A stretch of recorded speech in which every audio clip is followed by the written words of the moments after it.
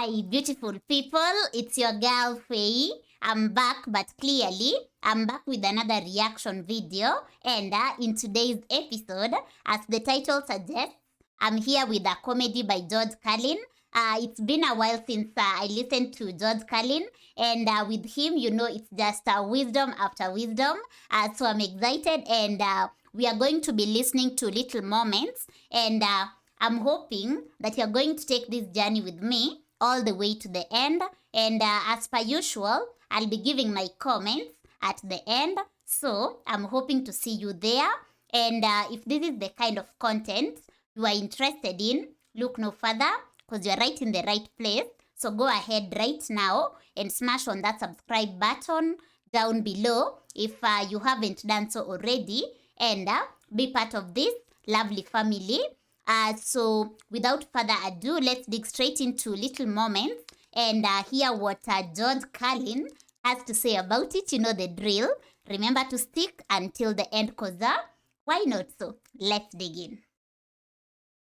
Excited. Thank you. Now I'd like to talk about a few things that bring us together, okay? Things that emphasize our similarities instead of our differences, which is all you ever hear about in this country, is our differences. It's all they ever talk about. Politicians and the media, always pushing the things that separate us, things that make us different. That's the way the ruling class operates in any society. They divide the rest of the people. They keep the lower and the middle classes fighting with each other so that they, the rich, can run off with all the fucking money. Fairly simple thing. Fairly simple thing. Happens to work. Anything that's different about us, that's what they're pushing at you. Racial differences, religious, ethnic, national backgrounds, jobs, income, education, social status, sexuality, anything they can do to keep us fighting with each other so that they can keep going to the bank. You know how I describe the economic and social classes in this country? The upper class keeps all of the money, pays none of the taxes. The middle class pays all of the taxes, does all of the work. The poor are there just to scare the shit out of the middle class. Keep them showing up at those jobs. So, in the midst of stirring up the shit myself a little bit from... This guy is just so funny, and as I said, just oozing wisdom, because his comedy is more of factual. So let me just take it a little bit back. I don't like missing out on anything. So get out of the middle class. Keep them showing up at those jobs. So, in the midst of stirring up the shit myself a little bit from time to time, which I enjoy, I do like knowing I can always come back to those little things that make us all the same. Little moments we share, universal moments, things that are so unimportant to us we hardly ever mention them to each other. Do you ever look at your watch and then you don't know what time it is? wow. You look again, and you still don't know the time. And you look a third time, and somebody says, "What time is it?" You say, "I don't know." What? Did you ever notice how sometimes all day Wednesday, you keep thinking it's Thursday? And it happens over and over all day long. And then the next day, you're all right again.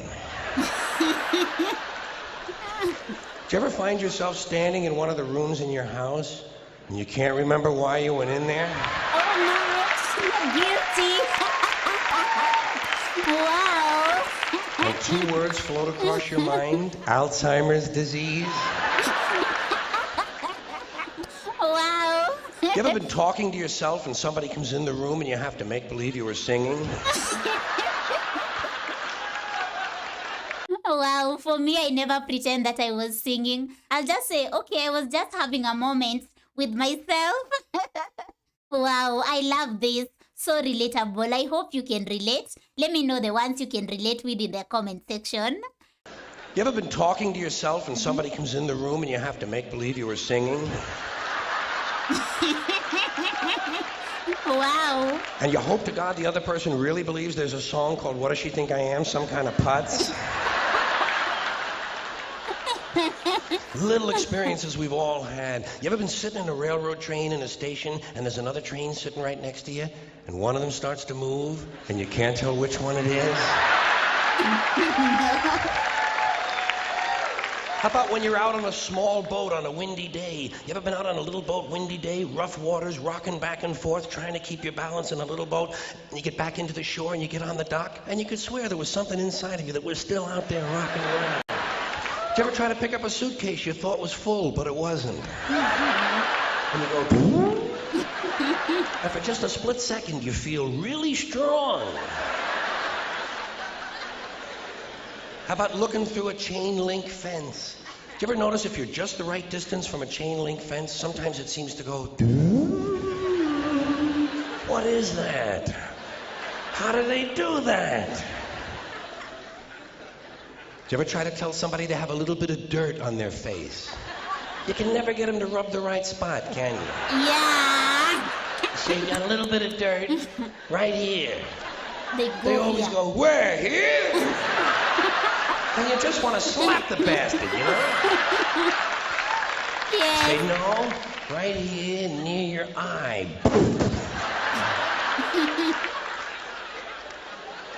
Sorry? Do you ever notice how awful your face looks in a mirror in a restroom that has fluorescent lights? Every cut, scrape, scratch, scar, scab, bruise, boil, bump, pimple, zip, wart, welt, and abscess you've had since birth all seem to come back at the same time. And all you can think of is, I gotta get the fuck out of here before they think I really look like this. This is not my real face. Do you ever notice when you're walking with your arm around your date, sometimes one of you has to change the way you're walking?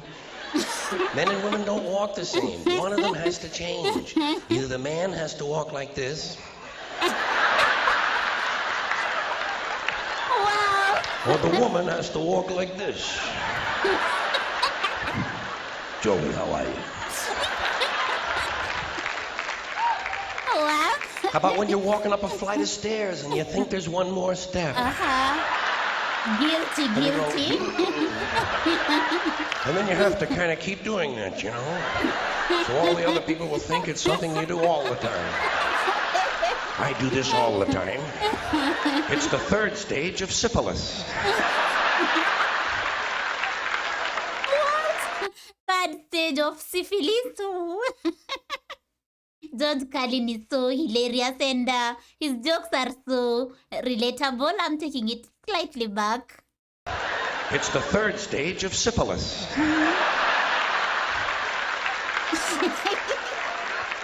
Same thing happens when you're going down the stairs, doesn't it? You could swear there was one more step. Holy shit. My hips are in my chest.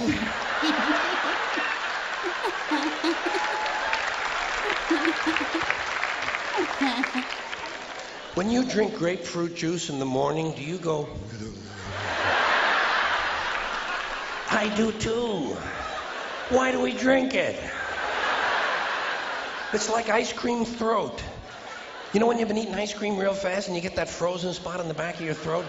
And there's nothing you can do about it because you can't reach it to rub it. You just have to kind of wait for it to go away. And it does. Then what do? Eat more ice cream. Mm-hmm. What are we, fucking stupid? Did you ever wake up in the late afternoon? Sorry.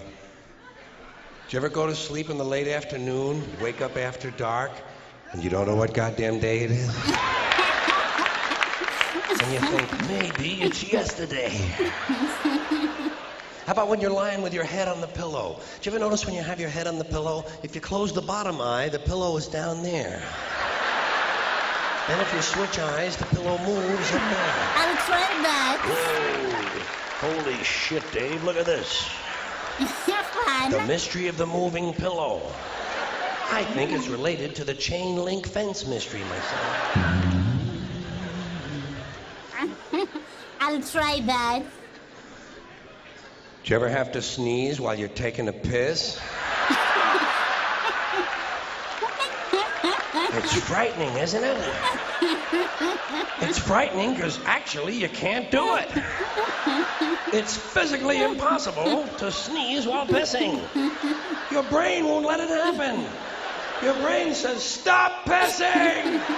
We're going to sneeze now! Because your brain knows you might blow your asshole out.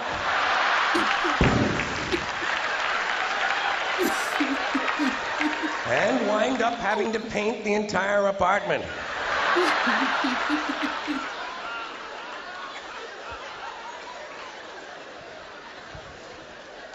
Something else we have in common, flying on the airlines.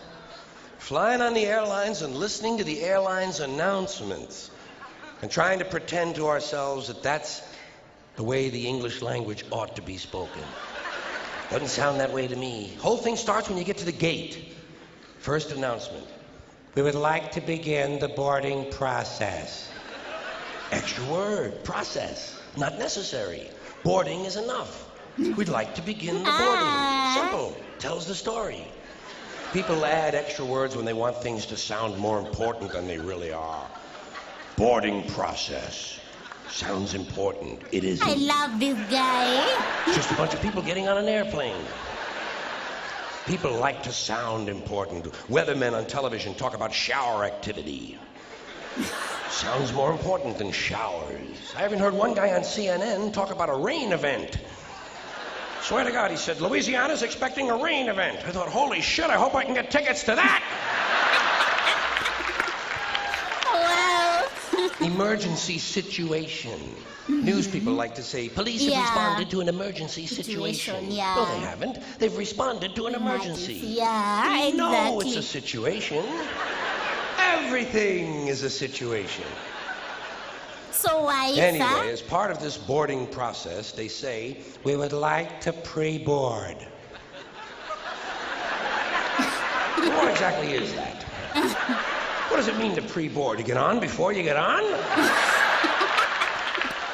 That's another complaint of mine. Too much use of this prefix pre. It's all over the language now. Pre this, pre that. Place the turkey in a preheated oven. It's ridiculous. There are only two states an oven can possibly exist in, heated or unheated. Preheated is a meaningless fucking term. It's like pre-recorded. This program was pre-recorded. Well, of course it was pre-recorded. When else are you going to record it? Afterwards? That's the whole principle of recording, to do it beforehand. So why, Otherwise, it doesn't really work, does it? It doesn't. Pre-qualified, pre-planned, pre-screened. You know what I tell these people? Pre-suck my genital situation.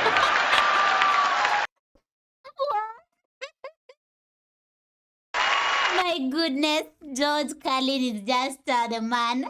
That is so hilarious. And it has ended on a very high note. Do what? Jeez. Anyway, I hope you loved this. And if you did, which I believe you did, go straight ahead and give this video some love. Give it a thumbs up and then drop a comment and share. What is your most hilarious, or rather, I'm repeating myself again. I'm being the flight crew. What is your best comedy in this, or rather your best phrase, best line? Let me know in the comment section. And basically that's it. I really enjoyed everything in it. And the fact that his comedy is so relatable makes it even more fun. And now we know the little moments and now we know the things that make us similar. And yeah, I think I'm definitely gonna try the pillow thing. And cause about the meshed wire kind of, that one has happened to me. But the pillow thing, I'm definitely gonna try that. And yeah, let me know if you've tried that as well. And basically that's it for today. So thank you for watching. And now you know. When you're speaking English, don't use the preheated, what, and the phrases that is referred to, because I think it's so right. And yeah, it's heated oven, not preheated oven. So basically, that's it for today. Thank you for watching. I really enjoyed watching this with you, and I hope you loved it. And so before I go, if today is your first time here, I say karibu. Karibu is Swahili for welcome. And and feel right at home. Don't forget to smash on the subscribe button down below if you haven't done so already, so that you can be part of this lovely family. And if you'd love to be notified whenever I post a video, go straight ahead and smash on the notification bell. And by doing that, you won't miss out on any episode going forward. And last but not least, if you'd love to support this channel, you are also welcome to do so. All you need to do is check the description below, where you'll find the link to my Patreon community as well as my PayPal address, and you can have guaranteed requests through either platforms as well. So once again, thank you for watching. Nawapenda sana. Again, Swahili for I love you so much. And until next time, take care of yourself and be safe. And for now, your girl is out, so peace out and bye.